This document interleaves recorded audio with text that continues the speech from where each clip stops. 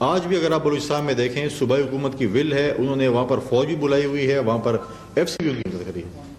لیکن میں سمجھتا ہوں کہ اس وقت پاڑا چنار میں وفاقی حکومت کو انٹروین کرنا پڑے گا، ہمارے فوج کو انٹروین کرنا پڑے گا، کیونکہ جو صورتحال پاڑا چنار کی ہے اس میں جب تک ہم پراپرلی انٹروین ہماری فوج اور وفاقی حکومت نہیں کرتی، صوبائی حکومت اس کی متحمل نہیں ہے کہ اس چیز کو ٹھیک کر سکتی ہے.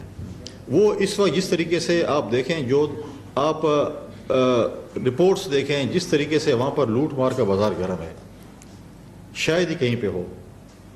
آج کل ہم کہتے ہیں وہ ناکے ہمارے جو ہے جتنے بھی صوبائی حکومت کے سیکٹریز ہیں ان کے دفتروں کے باہر ناکے لگے ہوئے ہیں، فائل چیک ہوتی ہے کہ کون سی فائل جاری ہے اور اس میں ہم کتنے پیسے کما سکتے ہیں، یہ ناکے وہاں پر لگے ہوئے ہیں. یہ صورتحال اس وقت ہے. اب آپ دیکھیں اس حکومت کو تقریباً آئے ہوئے سال مکمل ہونے کے لیے جا رہے ہیں. ہمارے پاس 34 یونیورسٹیز ہیں جس میں سے 26 میں وائس چانسلرز موجود نہیں ہیں، اور اگلے 2-3 مہینوں میں 4 میں کسی بھی یونیورسٹی میں وائس چانسلر نہیں ہوگا. اور آج تک وہ اس کو پروسیس کو نہیں کر سکے. پہلے ایک پروسیس ہوا تھا، ان کو انہوں نے واپس ریورس کیا. اب یہ چاہتے ہیں کس طریقے سے ہم اپنے جتنے بھی اپنے پارٹی کے لوگ ہیں یا اس قسم کے لوگ ہیں ان کو ہم وی سیز بنائیں. کس طریقے سے بھائی آپ کو اگر ادارے تباہ کر دیں. آج آپ مجھے بتائیں کہ پچھلے سال اور اس سال ہماری صوبائی حکومت نے صرف 3 ارب روپے یونیورسٹیز کے لیے رکھے ہیں، جہاں پر سندھ حکومت نے 32 سے 34 ارب روپے رکھے ہیں. بلوچستان نے 5 رکھے، پنجاب نے 7 ارب رکھے ہوئے ہیں. اور ہماری ایجوکیشن کی یہ حال ہے کہ ہم آج بھی جو ہے، اور جو لوگ کہتے تھے کہ ہم گورنر ہاؤس سے اور پرائم منسٹر ہاؤس سے اور پریزیڈنٹ ہاؤس سے اور چیف منسٹر ہاؤس سے لائبریریز بنائیں گے اور ہم یونیورسٹیاں بنائیں گے، اور وہ آج کہتے ہیں کہ ہم یونیورسٹیاں کی زمین بیچنا چاہتے ہیں. ہمارے معاشرے میں جو اپنے باپ دادا کی جائیداد بیچتا ہے تو اس کو تو آپ سمجھتے ہیں کہ کیا کہا جاتا ہے. تو اس چیز پہ آگے کہ ہم بیچیں اور کھائیں. لہٰذا آپ نے آپ مجھے بتائیں یہاں پر جو سندھ میں اس کی فیسلٹیز ہیں ہیلتھ کی، آپ کمپیریز کریں کے پی سے کیا پوزیشن ہے. یہاں پر ہیلتھ فیسلٹیز تمام تقریباً فری ہیں، اور وہاں پر کہتے ہیں ہمارے پاس وہ ہیلتھ کارڈ ہے اور 10 لاکھ روپے سے. یہاں پر اگر آپ 50 لاکھ کا بھی آپریشن یا ہیلتھ فیسلٹی ہو آپ کو فری آف کاسٹ ملے اس وقت. یہاں پہ اگر آپ دیکھیں جتنی بھی فیسلٹیز ہیں، چاہے وہ دل کے امراض ہیں، کڈنی ہے، لیور ہے، جتنے بھی وہ ہیں، وہ کینسر ہے، سب فری آف کاسٹ علاج ہوتا ہے. ہم کہتے ہیں کہ بی ایس پی کا ہمارا پروجیکٹ ہے، پاکستان پیپلز پارٹی کا ایسا پروجیکٹ ہے کہ پورے پاکستان میں اس وقت چل رہا ہے. 1 کروڑ بینیفیشریز ہیں. اگر پی ایم ایل این کہتی ہے کہ ہمارا ایک پروجیکٹ ہے، موٹر ویز ہم نے سٹارٹ کیے ہیں، یہ بھی تو بتا دیں ان کا پروجیکٹ کون سا ہے. ان کا تو سونامی ٹری تھا جس کو ہر بار کہتے ہیں ہمارے تو اب نے اتنے درخت لگا لیے کہ پاکستان میں درخت لگانے کی گنجائش ہی نہیں رہ گئی. وہ سارے ٹیمبر مافیا کے نظر ہو گئے. آپ مجھے بتائیں آج سونامی ٹری کا نام لینے والا کوئی ہے؟ کوئی پی ٹی آئی کا لیڈر کہہ دے کہ ہم سونامی ٹری پروجیکٹ ہمارا اتنا کامیاب پروجیکٹ ہے جس کو باقی صوبے فالو کریں؟ آپ مجھے بتا دیں، آپ میڈیا کے آپ لوگ جج بن جائیں. لہٰذا ہمارا صوبہ اس وقت ایک ایسے پتہ نہیں ہمیں اپنے کس کی بددعا لگی ہے بزرگوں میں سے کہ ہمارا صوبہ ایسے نااہل اور نالائقوں کے ذمہ آ گیا ہے. 2013 میں ہم نے ایک پرامن صوبہ ان کے حوالے کیا تھا. آج بدامنی آپ کے سامنے ہے. ہمارے صوبے میں سیکیورٹی فورسز نے، پولیس نے، سیاستدانوں نے، میڈیا نے، سول سوسائٹی نے، یہاں تک کہ ہمارے اسکول اے پی ایس کے بچوں نے بھی امن کے لیے قربانیاں دی ہیں اور شہید ہوئے ہیں. لہٰذا دوبارہ ایک صوبے کو ایک ایسی حکومت آئی ہے جس کو بدامنی کی طرف لے کے جا رہے ہیں. آپ کے سامنے ہیں. آپ نہیں تو آپ اپنے وہاں پہ جو آپ کے رپورٹرز ہیں ہمارے صوبے میں، آپ جا کر ان سے پوچھیں کہ اس وقت کیا ہے. جب آپ کے صوبے میں کسی ٹورسٹ کو اجازت نہ ہو آنے کی، جب آپ کے صوبے میں کسی سفیر کو اور ڈپلومیٹ کو آنے کی اجازت نہ ہو. اب میں روزانہ دیکھتا ہوں کہ یہاں پر جس طریقے سے ایکٹیویٹیز کراچی میں ہو رہی ہوتی ہیں، اگر آپ آرٹس کے حوالے سے کہیں، اگر آپ یہاں پر کونسل جنرلز کی ایکٹیویٹیز دیکھیں مختلف، کبھی گورنر ہاؤس میں، کبھی سی ایم ہاؤس میں، کبھی کہاں پہ. ہمارے صوبے میں تو وہ کہتے ہیں کہ آپ کو این او سی نہیں، جب این او سی نہیں مل رہی تو اس کا مطلب حالات خراب ہے نا. 3 کونسل جنرل پورے ہمارے خیبر پختونخوا میں ایک امپورٹنٹ صوبہ ہے جس میں صرف 3 کونسل جنرل اس وقت موجود ہیں، باقی نہیں ہیں. یہاں پر غالباً 25-30 ہیں.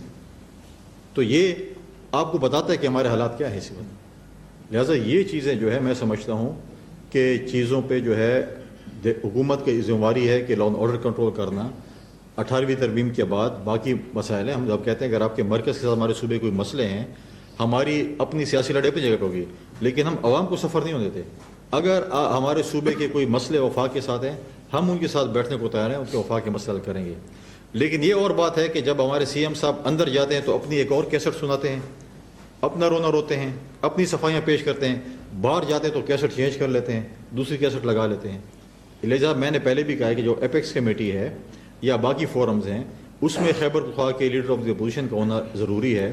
کیونکہ ہماری جو سی ایم جاتے ہیں وہ بڑی غلط تصویر وفاق میں پیش کرتے ہیں، اور ہمارا انفارچونیٹلی ایسے وزیر اعلیٰ ہیں جس کے اوپر خود دہشت گردی کی اور انتہا پسندی کی اور قتل کی ایف آئی آریں ہیں، وہ جا کر کیسے آپ کے امن کی بات وہاں پر اس فورم پہ کرے گا؟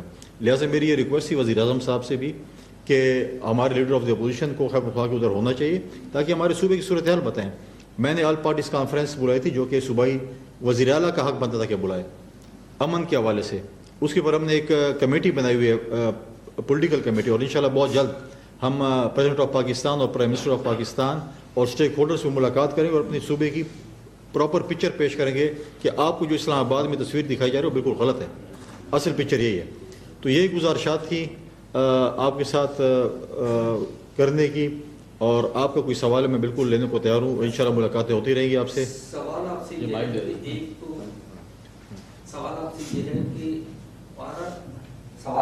ہے کہ پارہ صاحب کے جو حالات اس وقت ہیں اس کا اصل ذمہ دار ہے کون؟ ایک تو سوال یہ ہے، اور دوسرا یہ کہ آپ نے ابھی کہا اسلحہ، تو بارڈر پر پولیس تو ہے نہیں، وہاں تو فوج ہے، پھر اسلحہ کیسے آ رہا ہے پاکستان میں اور کون لا رہا ہے؟